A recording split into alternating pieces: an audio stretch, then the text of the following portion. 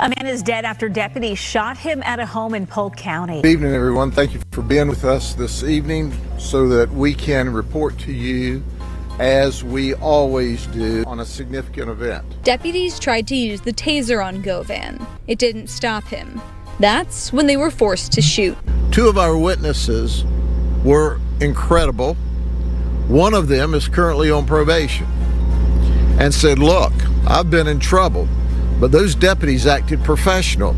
He was coming after the deputies with the same brick that we now know he beat a man with. That victim is still at Lakeland Regional Health. In addition to that, we had another witness. He looked our detectives in the eye. Welcome back to the Jay Ravato Show, and do we have a show for you today?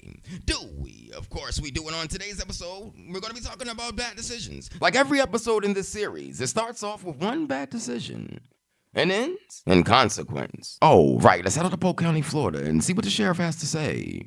Roll it. Good evening, everyone. Thank you for being with us this evening so that we can report to you, as we always do, on a significant event. We report as soon as we can. I always give this disclaimer.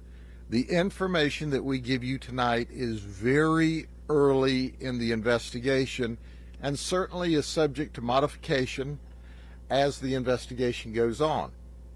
But if we waited until we gave you absolutely 100% totally accurate information, I would be talking to you in about 6 months whenever the medical examiner's report came back. But I want to introduce someone to you. This is Kente Gavin. He's 41. He spent over half of his life in the Florida prison system. And you might ask, my goodness, what did he do?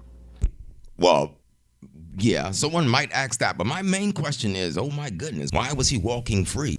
He sexually battered a child, and he spent 16 years, and then he was released on probation.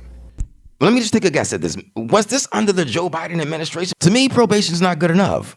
You guys let me know what you think in the comment section. Roll it. And then he failed to register, and he went back to prison for another 7 years, for a total of 23 years. In addition to that, he has just been released in the last little while from prison. And he was living in this community at what the neighborhood referred to as the Chomo house, the child molester house. Right. And he was living in a child molester house because we continue to have checks on them. The last time we checked on this house was October the 31st, Halloween. So let me take you to about 3:07 this afternoon. We received a 911 call that there was a man out here with a brick, and he was beating an elderly man in the head. So he was beating this elderly. Yeah, so like I stated before, I think this guy should have been locked up the first time and never released again. But you have let this guy back out. Man in the head. And another lady, a witness, tried to shove our suspect off of our victim.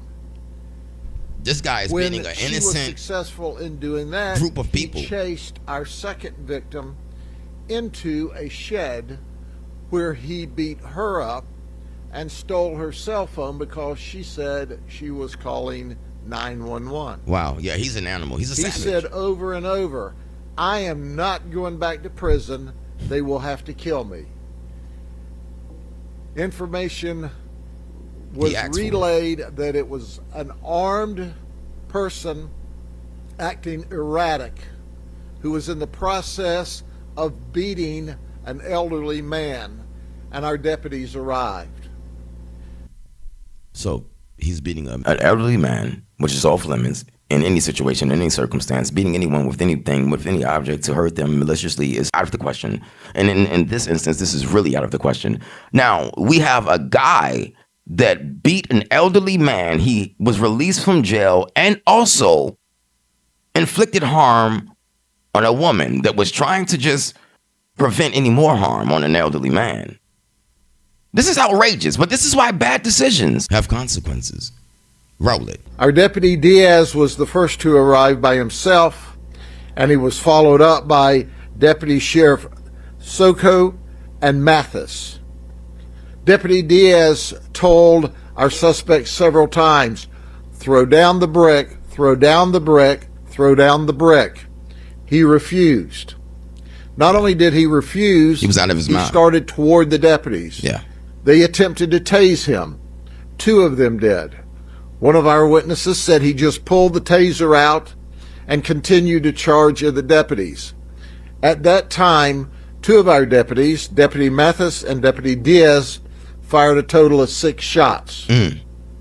They immediately began to provide life-saving measures after they were able to get, obviously, the brick from him, I think he deserved it. subject to him being shot.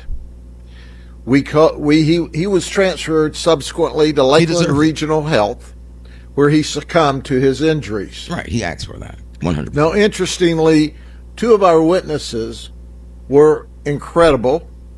One of them is currently on probation and said, "Look, I've been in trouble, but those deputies acted professional. They didn't have a choice." He was coming after the deputies with the same brick that we now know he beat a man with. That victim is still at Lakeland Regional Health. In addition to that, we had another witness. He looked our detectives in the eye and said, "I was raised to resist law enforcement. I've always resisted law enforcement. But I can tell you those guys didn't have a choice. He was coming after them to attack them with this brick." So the investigation goes on. We have an officer-involved task force. The lead agency will not be the I just want to analyze something with you guys really quickly. Look at the size of this brick. All right. This brick is large enough. It's not a brick. This is a piece of concrete, probably the size of my head.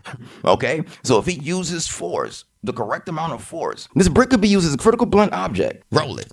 sheriff's office.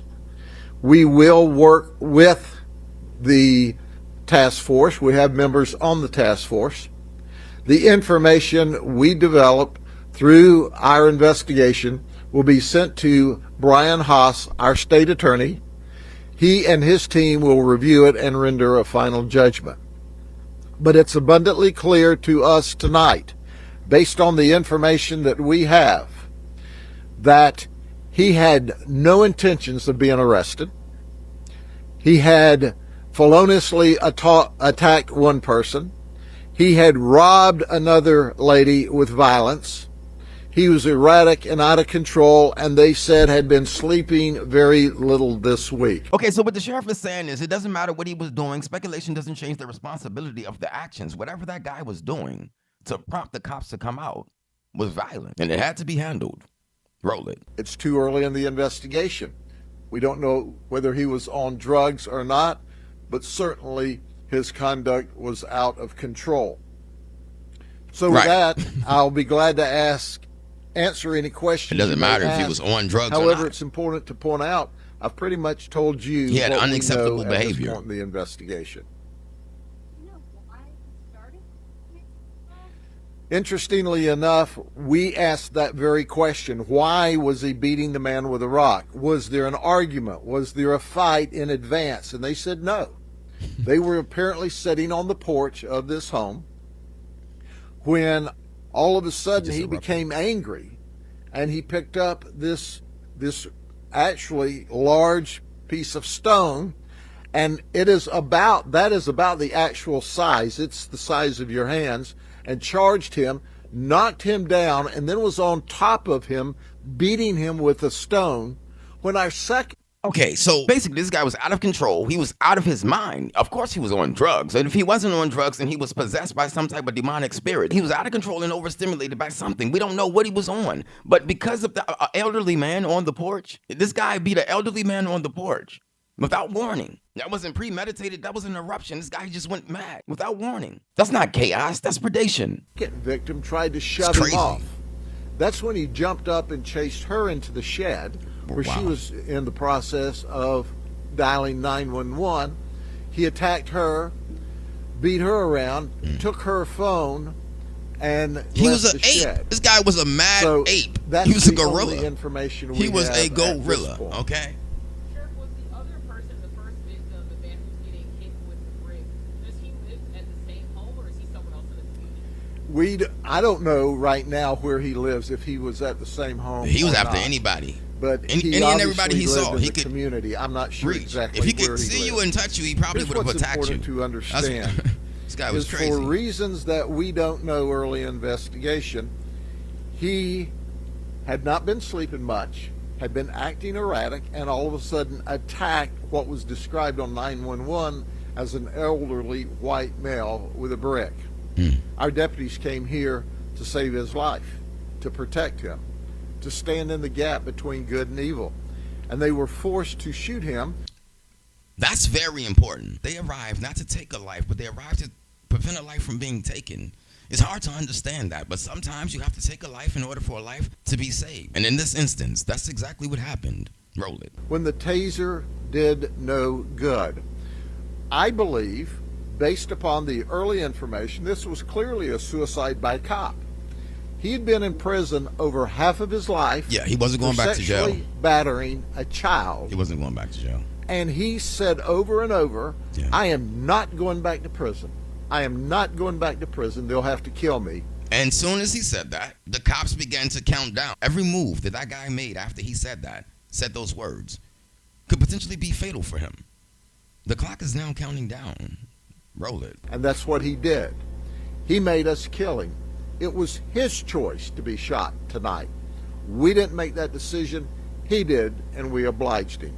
Drug use will be part of the ongoing investigation. We're not sure. We know he was unemployed. He was getting federal assistance, SSI, and living in this group home for sexual predators and offenders. I mean, Okay, so this mystery man lived in a group home, but he had a long list of warning signs. There's a mystery guy that lived in a group home that was a sex offender that liked to touch little kids. Somehow they ignored the warning signs. How is this possible? Roll it. this guy is the worst of the worst. Definitely. He is a sexual predator that abused a child, sexually battered a child. And he was on SSI and living, as the folks said in the neighborhood, in the Chomo house. Sheriff, did all of this kind of concentrate around that house and on the exterior of that house, or did it move to different parts of it? It happened in the street. The conflict, when we arrived, we saw him very erratic, very animated, with his brick in the Drugs. street. Yeah. We told him over and over, throw down the brick, throw down the brick, throw down the brick, and he didn't. We tried to tase him as he advanced on us and came toward us. Did not do any good, and that's when the deputy shot.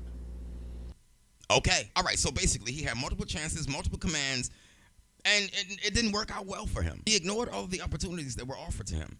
He had a command, chance after chance after chance. Starting back when he was released from jail, he could have turned his life around. He did not want to take heed. What have we learned in this story? Well, that's why this belongs in the Bad Decisions series. Because bad decisions don't disappear, they conclude. And until next time, love your neighbors.